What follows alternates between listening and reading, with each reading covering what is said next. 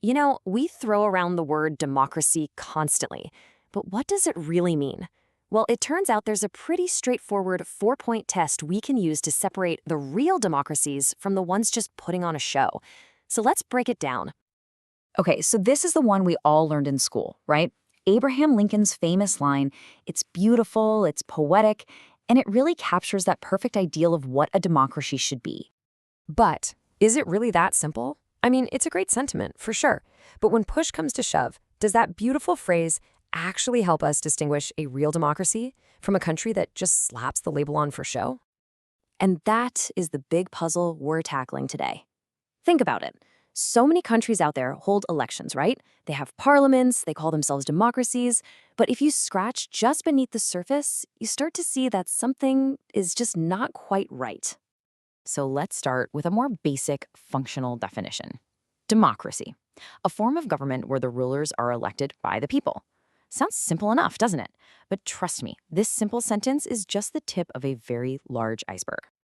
Because as soon as you say it, a bunch of questions pop up, like who exactly are the rulers, and who counts as the people, and what kind of election are we even talking about? See, that simple phrase is actually packed with complicated ideas. To really get to the bottom of it, we're going to need a much clearer framework. And that's exactly what we have. This brings us to the core of our explainer, a simple but powerful 4-point test for democracy. All right, so here they are, the 4 big tests. Think of this as a checklist.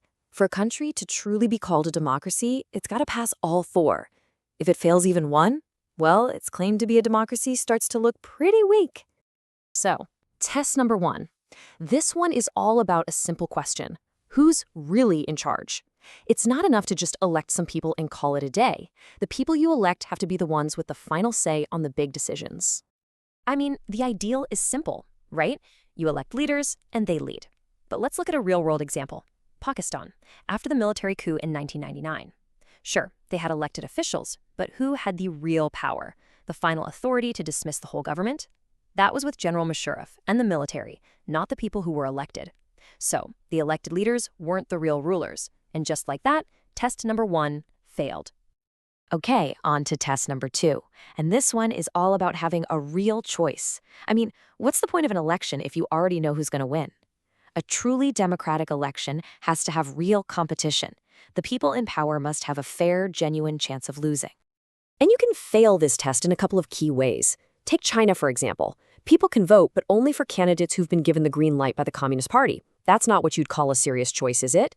Then you have a different situation, like in Mexico before the year 2000. Other parties could run, but the ruling party, the PRI, was known for using all sorts of dirty tricks to make sure it never ever lost. That's not a fair choice. So in both cases, you've got elections, but you don't have a real democratic contest. All right, test number 3. This one goes right to the heart of a core democratic principle, equality. It's this incredibly powerful idea that once you step into the voting booth, everyone is equal. One person, one vote. It shouldn't matter how rich you are, what your gender is, or where your family came from. Your vote has to count just as much as everyone else's. But you'd be surprised how often this fundamental rule gets broken. For years and years, women in Saudi Arabia simply couldn't vote. In Estonia, there have been citizenship rules that make it really tough for the Russian-speaking minority to even get the right to vote. And then you have a place like Fiji, where the system is set up so the vote of an indigenous Fijian is literally worth more than the vote of an Indian Fijian. All of these are clear-cut examples of failing that one person, one vote, one value test. And that brings us to our 4th and final test. This one's absolutely critical. Winning an election is not a blank check. It doesn't give a government the right to do whatever it wants. A real democracy operates within limits set by law and by the basic rights of its citizens. And that includes respecting the rights of the people who voted against you. Just look at Zimbabwe under Robert Mugabe. His party won election after election. But what did they do with that power? They changed the constitution to give themselves more power. They harassed the opposition, they took control of the media, and they flat out ignored rulings from their own courts. See, just because you're popular doesn't mean you're democratic.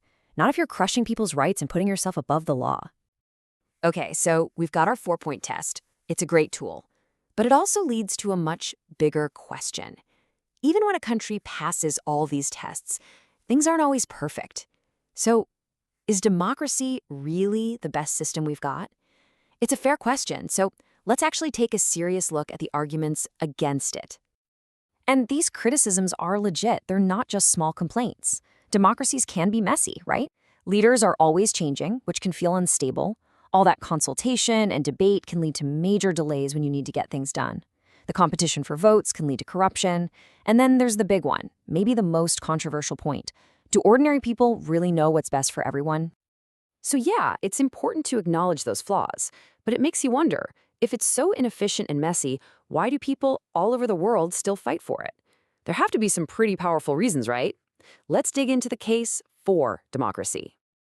And this right here, this is one of the most powerful arguments you'll ever hear. Think about it. During the Great Famine in China from 1958 to 1961, millions and millions of people starved to death. In that same period, India, a democracy with its own economic problems, didn't have a famine on that scale. So what was the difference? In India, the government had to listen to the people or it would be voted out. That accountability, it literally saves lives. And that accountability, that's really just the start. The benefits are layered. First, yes, it's more accountable. But second, all that messy discussion and debate, it often leads to better decisions in the long run. Third, it gives us a peaceful way to deal with conflict. No one wins or loses forever.